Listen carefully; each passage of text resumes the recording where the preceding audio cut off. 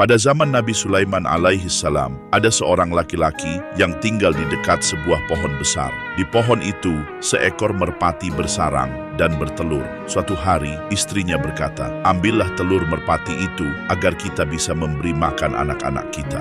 Dengan berat hati, laki-laki itu mengikuti permintaan istrinya. Ia memanjat pohon, mengambil telur-telur itu dan membawa pulang untuk istrinya. Namun, induk merpati merasa sangat sedih. Ia terbang menemui Nabi Sulaiman dan mengadu, "Wahai Nabi Allah, seseorang telah mengambil telur-telurku. Aku khawatir anak-anakku tidak bisa menetas." Nabi Sulaiman mendengar pengaduan itu dan memanggil laki-laki tersebut. Beliau menasihatinya dengan penuh kebijaksanaan, "Bertakwalah kepada Allah dan jangan ulangi perbuatan ini. Allah telah menetapkan rezeki untuk setiap makhluknya." Laki-laki itu pun menyesal dan berjanji tidak akan melakukannya lagi. Namun, beberapa waktu kemudian, istrinya kembali meminta telur merpati.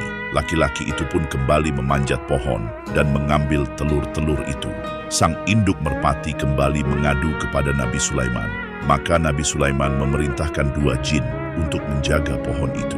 Jika dia kembali mengambil telur, jatuhkanlah dia dari pohon, perintah Nabi. Beberapa waktu kemudian, merpati bertelur lagi. Laki-laki itu kembali memanjat pohon, namun tiba-tiba seorang pengemis mengetuk pintu rumahnya.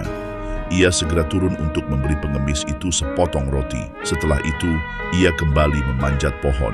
2 jin yang berjaga siap untuk menurunkannya. Namun, Allah mengutus 2 malaikat. Salah satu malaikat melempar jin pertama ke timur, dan malaikat lainnya melempar jin kedua ke barat. Kedua jin itu pun hilang dalam sekejap. Laki-laki itu tetap selamat. Induk merpati kembali mengadu kepada Nabi Sulaiman. Nabi Sulaiman pun memanggil kedua jin penjaga. Mereka menjelaskan, "Wahai Nabi Allah, ini semua adalah kehendak Allah. Kami hanya menjalankan takdirnya." Mendengar penjelasan itu, Nabi Sulaiman menyadari bahwa segala sesuatu terjadi atas kehendak Allah. Beliau pun menerima dengan penuh ketundukan bahwa keputusan Allah adalah yang terbaik. Hikmah dari kisah ini mengajarkan kita untuk selalu bertawakal kepada Allah. Meskipun kita berusaha, pada akhirnya hanya kehendaknya yang akan terlaksana. Kita juga diajarkan untuk menghormati hak-hak makhluk lain dan tidak mengambil yang bukan hak kita. Semoga kita selalu ingat bahwa segala sesuatu sudah ditentukan oleh Allah dan kita harus bersabar serta bersyukur atas apa yang telah diberikannya.